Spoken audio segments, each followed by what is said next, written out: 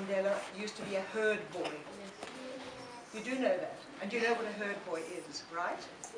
Just people come around there, everyone can see the pictures, all right? So this book was written in honor of President Mandela about a herd boy who wanted to be president, all right? So let's get going. And you can just turn, who's got the other book? Behind me. That's a wonderful idea. I should have thought of that. Fantastic. All right, so now the story starts. Vuka! Wake up, Malusi, Mama calls. Inside, the hut is still dark.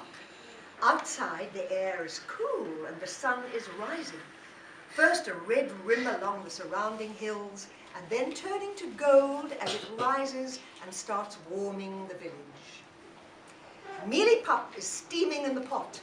Eat up, says Mama. A boy cannot work on an empty stomach. Malusi looks after his grandfather's sheep and goats. It's a big job for a small boy. Malusi's shrill whistling drives the sheep out of the grandfather's kraal. By the time they reach the grazing slopes, the earth is hot beneath his bare feet. Malusi shields his eyes against the sun's glare and looks up. There, high in the sky, flying in wide circles, he spots a black eagle. He places his feet carefully as he moves through the bush, where puff adders doze, coiled up and unseen. He keeps the sheep and goats from straying towards the deep donga, which is easy to fall into, but hard to climb out of. You have to be awake and you have to be brave to be a herd boy. Along the krantz, a troop of baboons gather. If they come down, he will use his voice and a handful of stones to drive them back. He hears Coco barking.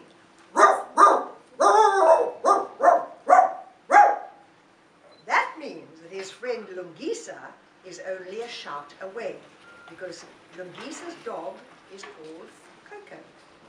Lungisa is older than Malusi, and he has his own dog, Coco.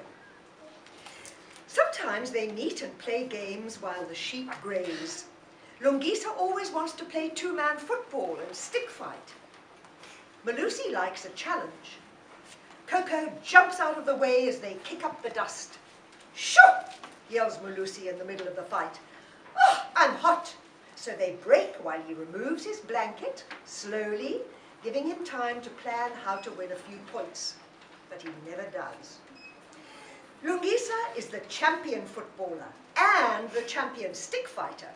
Still, Malusi is a quick learner. He knows he must keep his eye on the ball and move out of harm's way during a stick fight. It's lunchtime, and Zulika, his older sister, brings their lunch. Every day it's the same thing. Umvubu, a sour mixture of curdled milk, and mealie pap. He and Lungisa always eat it all up and scrape the tin bowls with their fingers. "When I grow up," said Lungisa, "I'm going to play football for Bafana Bafana." "When I grow up," said Malusi quietly, "I am going to be president." Lungisa laughs so loudly that it sets the baboons off. They holler back. Zulika collects the bowls. "Malusi is clever," she says. "He can be anything he likes." Malusi is glad when Lungisa disappears into the dip to join his flock. Malusi likes being on his own, just him and his shadow. Dead quiet and still as a mountain, he watches the ground where two columns of termites are on the march. Ash! Such hard workers, all working together. If he sees one on its own, he feels sorry for it, and he says, "Hamba, go away, little kocha, go and join your people." Push, push, row, row, push, push, row, row. Malusi smiles at the dung beetle, who never gives up. It rests in Malusi's shadow and then pushes on into the harsh sunlight. It reminds Malusi what he must still do. He must collect some fresh dung to give to the shopkeeper, Mdinga, who will add it to the soil in his garden. In return, Malusi's mother will receive some fresh vegetables. He practices his counting as he scoops up the dung pebbles. Nya, 1, mbini, 2, mtatu, 3, until the sack is filled. Hi, Wena! When he looks up, there's an old baboon sitting on a rock, and it is much too close to the baby lambs and kids. Malusi shakes his stick and shouts, Hamba! The baboon is thin and looks hungry. When he opens his jaws, he's missing one fang. Still, Malusi does not like the look of him, and when he suddenly climbs off the rock and moves forward, it's time to shout much louder. Lungisa! Coco! His voice echoes off the krantz. Now the bush is filled with Malusi's cries and the bleating of the frightened herd. The baboon is among the sheep and goats. If he does not take a young one, he will scare the animals towards the donga. Malusi moves cautiously among the flock, stick at the ready.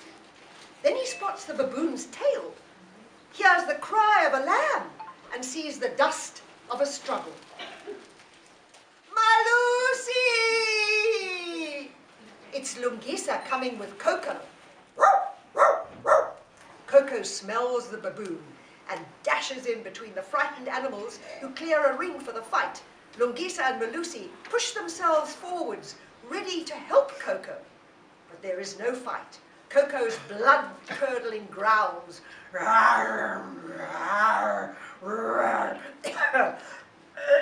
excuse me, and bared teeth have changed the baboon's mind.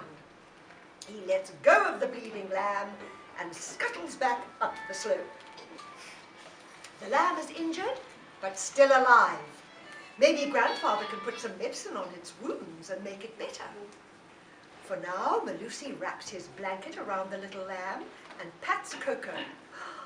I wish I had a dog like you, he says to the panting dog.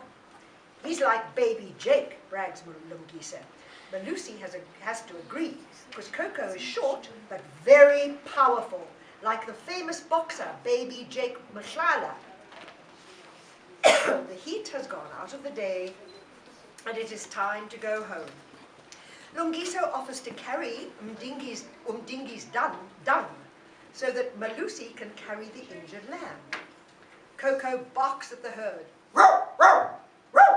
driving them down the slope towards the dirt road that leads to the kraal. Malusi and Lungisa sing this song along the dirt road. Yes, mother, we are hungry. Is the fire burning? Is the food cooking? Yes, mother, we are returning. Then they stop. Look, says Lungisa, a car is coming. Malusi sees it approach in a cloud of dust. They move the sheep to the side of the road, but the car does not pass. Instead, it slows down and stops. Who has such a smart, shiny car, wonders Malusi. Slowly, the back window opens and an old man with a face as lined as the krantz smiles at them. Molweni, greets the old man. Molo tatumkulu, the boys return his greeting. He tells them that when he was a young boy, he also wore a red blanket and looked after sheep. Malusi looks at the beautiful shirt he's wearing now and quickly looks down. So, what do you boys want to be when you grow up? Asks the old man. To play for Bafana Bafana, answers Lungisa. Malusi's too shy to answer, so Lungisa answers for him. He wants to be the president, says Lungisa, giggling. Then the old man sees what Malusi has been carrying and says, ah, a boy who looks after his herd will make a very fine leader. Salagatli, Mr. President. The sun has dipped behind the hills, casting long shadows across the veldt. The soft padding of hooves on clay makes gentle music. Voices can be heard coming from the kraal. Malusi hopes his grandfather will not be angry because he has brought home a wounded lamb. Surely he will know that Malusi has done his very best to save it. Maybe the little lamb will survive. Before bedtime, up puppy is brought to Malusi. Umumdingo sent this for you, says his grandfather. I'm told that Coco is the puppy's dad, so those baboons had better watch out. Malusi smiles and opens his blanket for the puppy to crawl under. All is well. In the darkness of the hut, Malusi repeats the words of the old man. A boy who looks after his herd will make a fine leader. Then he closes his tired eyes and falls asleep where a dream is waiting to be dreamed. There you are. Thank you, Doris.